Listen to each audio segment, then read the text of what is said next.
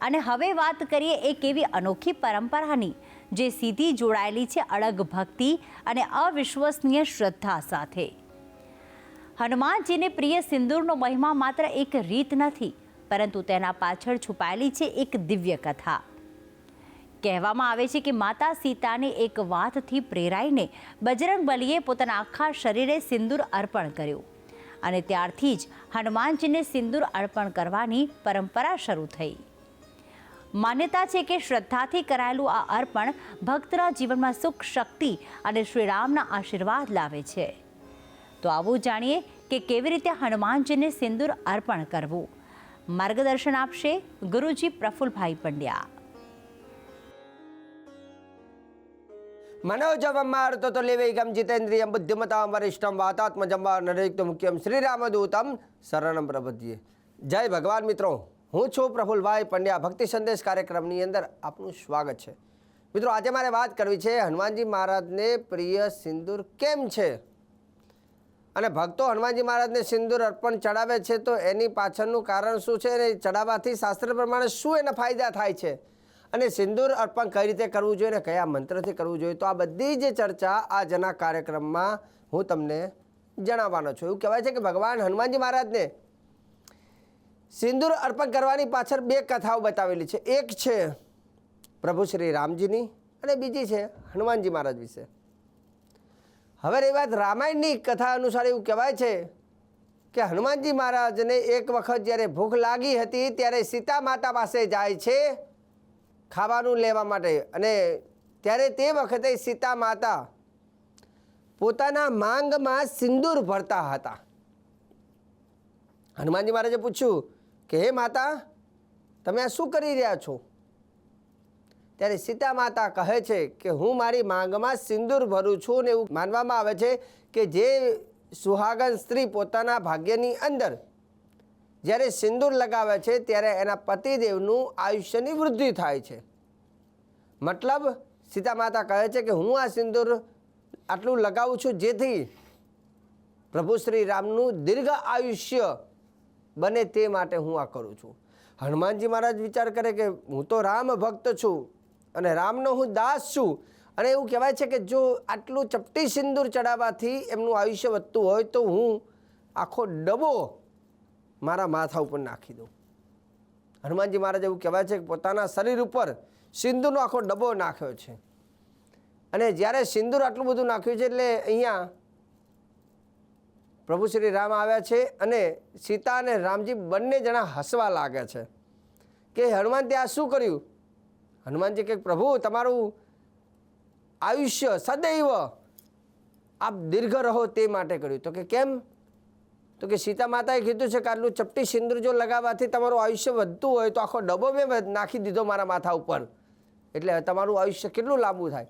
આ જોઈને હનુમાનજી મહારાજનું આ દ્રશ્ય, આ ઘટના જોઈને રામજી બહુ પ્રસન્ન થયા, ખુશ થયા, અને એવું કહેવાય છે કે પ્રભુ શ્રી રામજીએ હનુમાનજી મહારાજને એવું કહ્યું છે કે જે ભક્ત તારા ઉપર જો તેલ સિંદૂર તને અર્પણ કરશે એ ભક્તના જીવનમાં મારા આશીર્વાદ છે કે એ ભક્તનું આયુષ્ય પહેલાં તો દીર્ઘ બનશે, દીર્ઘ કાળ સુધી એ જીવનને એ સુખોને ભોગવશે અને મારી ઉપર એની પરમ કૃપા રહેશે. આવું પ્રભુ શ્રીરામે આશીર્વાદ આપ્યા છે.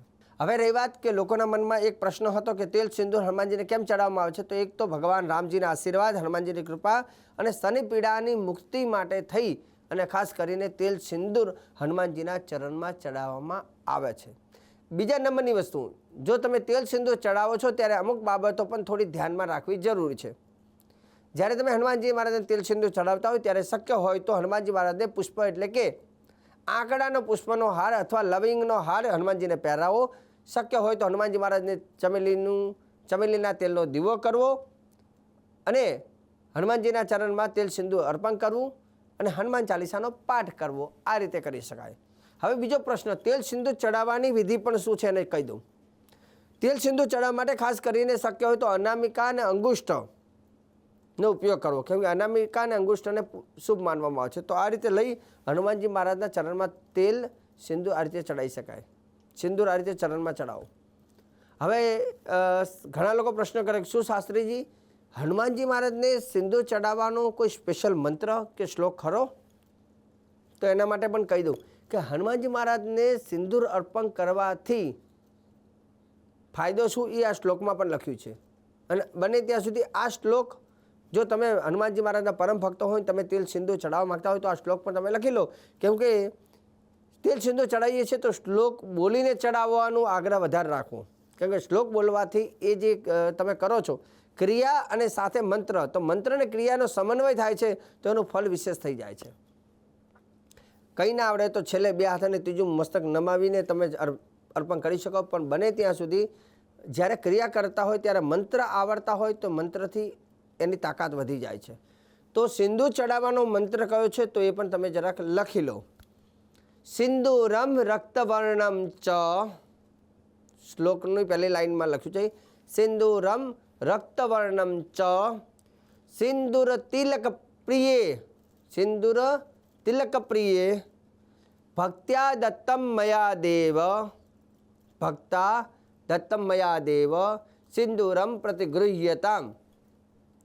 તો આ શ્લોક હતો. જો એ ના ફાવે તો નોર્મલ જે ઓમ હમ હનુમતે નમઃ બોલીને પણ તમે ચડાવી શકો. પણ કહ્યું તે પ્રમાણે અનામિકા અને અંગુષ્ઠનો ઉપયોગ કરીને હનુમાનજી મહારાજને ચડાવવું. અને જે હાથમાં ચોંટ્યું હોય થોડું તો એને તમારા ભાગ્યમાં પાછો ચાંદલો કરી નાખવાનો.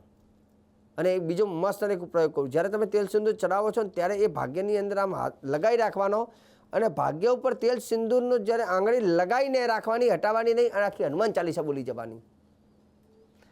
ઘણી વખત એક નાનકડો ઉપાય એ મોટું કામ કરી જાય. બીમારી જાય ગમે એટલી મોટી હોય પણ નાનકડી દવા આખી બીમારીને નષ્ટ કરે છે. એમ ઘરેલું નાનકડો ઉપાય પણ એ મોટા કાર્ય સિદ્ધ કરે છે. પરંતુ શ્રદ્ધા અને આસ્થાનો આ વિષય છે. શ્રદ્ધા અને આસ્થા રાખીને હનુમાનજી મહારાજની ઉપાસના કરવી. અને એવું તો કહેવાય છે કે 4 યુગ પ્રતાપ તુમારા, 4 યુગમાં જેનો પ્રતાપ છે ને એ હનુમાનજી મહારાજ છે. સતયુગમાં હતા, દ્વાપરમાં હતા, ત્રેતાયુગના અને કલિયુગમાં 4 યુગમાં જેનો પ્રતાપ છે, જેનો પરચો છે એ હનુમાનજી મહારાજ. એટલે હનુમાનજી મહારાજને કલિયુગના દેવ કહેવામાં આવે છે, જે ચિરંજીવી છે, જેમનો જન્મ બતાવેલો છે શાસ્ત્રમાં, પણ ચિરંજીવી છે એટલે ક્યારેય એમનું મૃત્યુ નથી. તો એ કલિયુગના દેવ હનુમાનજી મહારાજ પ્રત્યક્ષ દેવ છે, જે શીઘ્ર પરિણામ આપે છે. તો હનુમાનજી મહારાજને ખુશ કરવા માટે વિધિ વિધાન અલગ અલગ ઉપાય આપણે કરતા હોઈએ છીએ. તો આજે ભક્તિ સંદેશ કાર્યક્રમમાં મેં ભગવાન હનુમાનજી મહારાજને પ્રિય સિંદૂર વિશે વાત કરી છે. અને આગળ પણ હું શ્રેષ્ઠ જાણકારી, સુંદર જાણકારી, શાસ્ત્રોક્ત જાણકારી આપતો રહીશ. પરંતુ કાર્યક્રમ જોવાનું આપ ચૂકતા નહીં. મને આપી દો હવે તમે રજા. જય ભગવાન.